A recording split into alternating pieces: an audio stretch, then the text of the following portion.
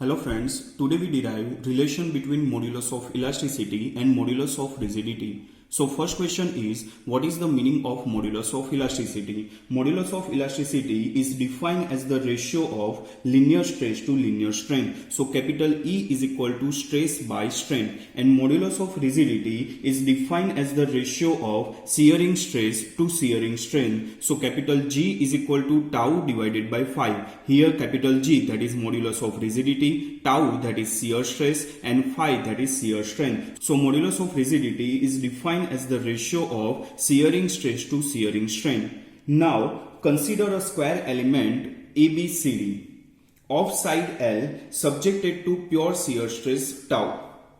Due to these stresses, the block will be subjected to deformation. Here, diagonal BD will be elongated and diagonal AC will be compressed as shown in figure. So AD1 C1B is the deformed shape due to shear stress Q. Here we draw perpendicular DD2 to diagonal BD1. Let phi be the shear strain and capital G, that is modulus of rigidity. Here diagonal BD will be elongated and new length, that is BD1, and diagonal AC will be compressed and new diagonal, that is AC1. So first we find linear strain of BD. So what is the meaning of linear strain? Linear strain, that means change in length divided by original length. So linear strain of BD, that we can write delta L divided by L. Delta L, that is change in length, and L, that is original length. So here original length is BD, and after elongation the length is BD1. So change in length, that is BD1 minus BD. So in place of delta L we can write BD1 minus BD, and we know that original length, that is BD. Again I repeat, first original length, that is BD. After elongation the length is BD1. So change in length, that is BD1 minus BD, divided by original length, that is BD. So linear strain of BD, that is delta L by L, is equal to BD1 minus BD divided by capital BD. Here we draw perpendicular DD2 on diagonal BD1, and here deformation is very small. So we can write BD is equal to BD2. So in place of BD we can write BD2. So here BD1 minus BD, instead of BD we can write BD2 divided by capital BD, and from figure we can write BD1 minus BD2. So that is D1 D2. Here BD1 minus BD2. So that is D1 D2. So BD1 minus BD2, that is D1 D2. So D1 D2 divided by capital BD. So linear strain of BD is equal to D1 D2 divided by capital BD. Equation number 1. Next we find what is the value of BD. So here ABCD is a square element. So angle A is equal to 90 degree. So according to Pythagoras theorem we can write BD square is equal to AD square plus AB square.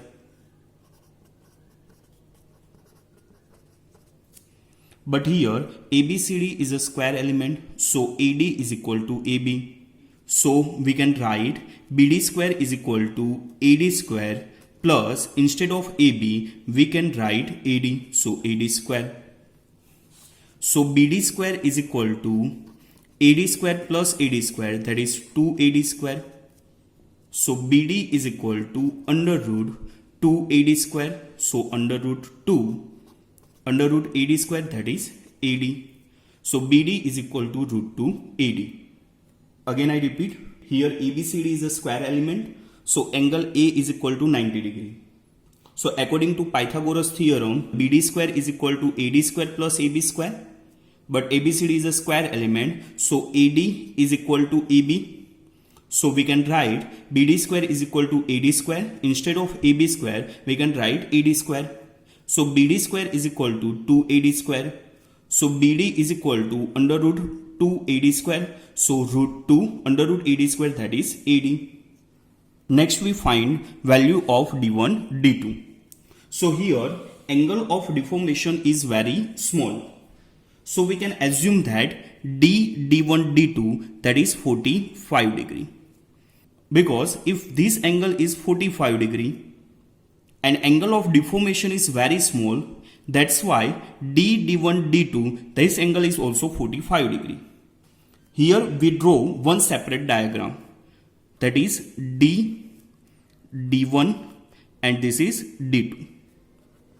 So you can easily understand the concept. So here this angle is 90 degree because here we drop perpendicular D2 to diagonal BD1. So this angle is 90 degree and this angle is 45 degree. So cos 45 is equal to adjacent side divided by hypotenuse. So D1 D2 divided by DD1. So D1 D2 is equal to D1 cos 45 degree. Again I repeat, here angle of deformation is very small, so we can assume that D1 D2, that is 45 degree. So cos 45 degree is equal to adjacent side, that is D1 D2 divided by hypotenuse, that is DD1. So cos 45 is equal to D1 D2 divided by DD1. So D1 D2 is equal to DD1 cos 45. Put this value in equation number 1. So linear strain of BD is equal to D1 D2 divided by BD. So what is the value of D1 D2? That we get DD1 cos 45. So instead of D1 D2 we can write DD1 cos 45 divided by what is the value of BD? That we get BD is equal to root 2 AD. So instead of BD we can write root 2 AD. What is the value of cos 45? That is 1 by root 2. So DD1 multiply cos 45, that is 1 by root 2. So 1 divided by root 2 and root 2 AD as it is. So root 2 AD as it is. So DD1 multiply 1, that is DD1, and root 2 multiply root 2, that is 2. So 2 AD. So linear strain of BD, that we get DD1 divided by 2 AD.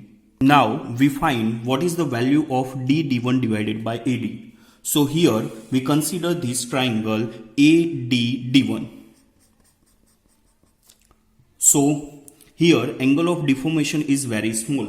So phi is very small. So tan phi is equal to opposite side, that is DD1, divided by adjacent side, that is AD. So tan phi we can write DD1 divided by AD. And here for small deformation tan phi is nearly equal to phi. So phi is equal to DD1 divided by AD. Again I repeat, consider this triangle ADD1. So this angle is phi. So tan phi is equal to opposite side divided by adjacent side. So tan phi is equal to DD1 divided by AD. But here deformation is very small. So this angle is also very small. So for small angle tan phi is nearly equal to phi. So phi is equal to DD1 divided by AD. Put this value in linear strain of BD. So DD1 divided by 2AD. So DD1 divided by AD, that is phi. So this value is phi. So phi divided by D. So linear strain of BD, that we get phi by 2, where phi is called shear strain. And we know that modulus of rigidity, it is the ratio of shear stress to shear strain. So we can write phi is equal to tau divided by G. So put this value in the equation. So instead of phi, we can write tau by G. So tau divided by G and 2 as it is. So linear strain of BD is equal to tau by 2G. That is equation number 2. Here shear stress tau causes tensile stress on BD and compressive stress on AC. So first we find tensile strain on BD due to tensile stress on BD. So we know that modulus of elasticity, it is the ratio of stress to strain. So capital E is equal to stress, here shear stress tau divided by strain. So strain is equal to tau divided by capital E. So tensile strain on BD due to tensile stress on BD, that is tau divided by capital E. Next we find tensile strain on BD due to compressive stress on AC. So we know that Poisson ratio mu or 1 by m, that is the ratio of lateral strain to linear strain. So lateral strain is equal to 1 by m multiply linear strain, and we already find linear strain, that is tau divided by E. So lateral strain, that is 1 by m multiply tau divided by capital E. So here tensile strain on BD due to compressive stress on AC, that is equal to 1 by m multiply tau divided by capital E. So total strain on BD, that is equal to tau by E plus 1 by m into tau by E. So now we find total strain on BD. So total strain on BD, that is equal to tau divided by capital E plus 1 by m multiply tau by E. So here tau by E common, so tau by E common, so in bracket 1 plus 1 by m, that is equation number 3. Now from equation number 2 and 3, from equation number 2 and 3, so equation number 2, that is linear strain of BD is equal to tau divided by 2G, and equation number 3, that is total strain on BD, that is tau by E 1 plus 1 by m. So equating equation number 2 and 3, we get tau by 2G is equal to tau by capital E 1 plus 1 by m. So tau tau cancel out. So capital E is equal to 2G 1 plus 1 by m.